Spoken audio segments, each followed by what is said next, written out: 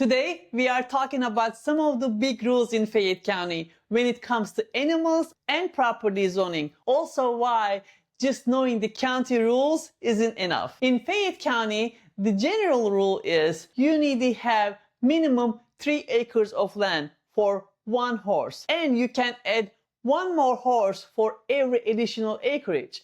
But here's the catch. The 3-acre rules can vary depending on the location and zoning of the property. For chickens, you need at least 1 acre up to 6 chickens. And just FYI, Fayette County does not allow roosters even if your property is 100 acres. For goats, your property must be zoned agricultural residential. Sounds simple, right? Well, here is where many people get confused. Let's say you find your dream property, 3 or 4 acres of land in Fayette County, and you are already picturing your horse grazing and your chicken laying eggs in your backyard. But here's the thing, that property actually is in city limits. If you don't check with the city planning and zoning department, you may be in a huge disappointment after you move in. The city can have its own rules that are completely different from the counties. Fayette County has 5 incorporated cities and significant portion that is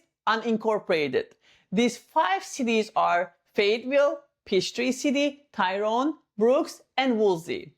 The rest of the county is unincorporated, meaning the county government handles the zoning, police, utilities, and the other municipal services for those areas. Here is the great tip. If you go to the qPublic.net, you can select the state and the county, then search the property address you are considering. On the left-hand side, you can also choose the applicable or desired options like zoning and partial details and other options.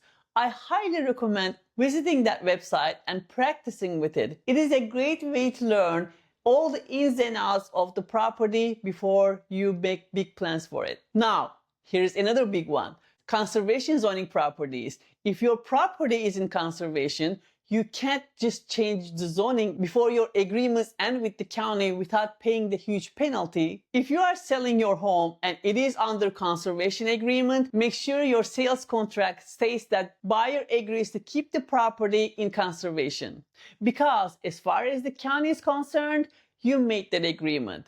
If the buyer breaks it, you could still be responsible for your share of the penalty. And so, always make sure to check with the county. And here is one thing I love about Fayette County is they have incredible customer service.